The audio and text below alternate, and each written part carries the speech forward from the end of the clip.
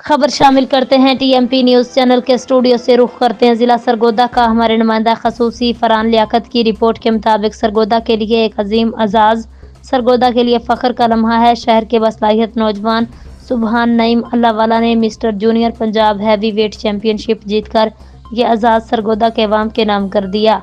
इस कामयाबी से उन्होंने न सिर्फ अपने शहर बल्कि पाकिस्तान का नाम भी रोशन किया।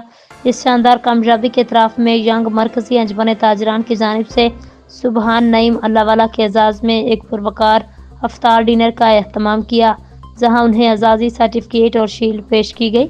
नेक तमन्नाओं का इजहार किया।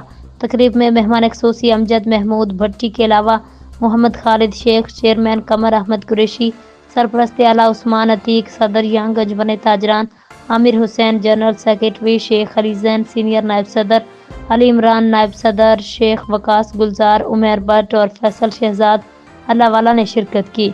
ये अमर भी बायस फ़ख्र है। सुबहान नईम अल्लाहवाला बहुत नहायत अजीज़ भाई फैसल शहजाद अल्लाहवाला के भतीजे हैं। सरगोदा के एक मारूफ कारोबारी घराने से ताल्लुक़ रखते हैं। हमारे लिए इससे बड़ा एजाज़ क्या हो सकता है। हमारी कारोबारी ख़ानदान से एक ऐसा रोशन चिराग उभरा जिसने सरगोदा का नाम बुलंद किया। हम दुआगो हैं सुबहान नईम वाला आइंदा भी पाकिस्तान और सरगोदा के लिए मज़ीद बड़े एजाज़ात अपने नाम करता रहे।